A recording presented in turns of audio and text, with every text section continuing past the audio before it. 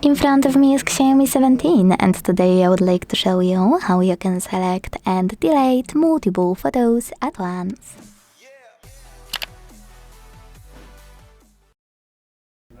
First of all, you need to find and open Gallery app. Then decide from where you want to delete your photos, from Photos section or one of your albums. Let's start with albums.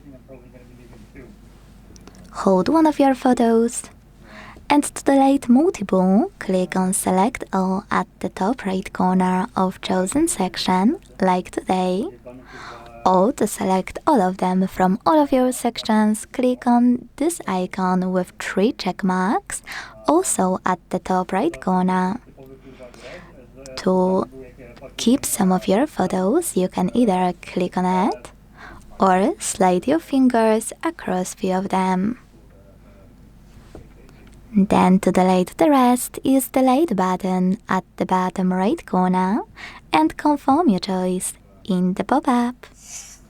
If you wish to delete them from photos, hold one and do exactly the same. Then choose Delete and confirm your choice as well. Thanks so much for watching. If you enjoyed this video, leave a like, comment and subscribe. Bye!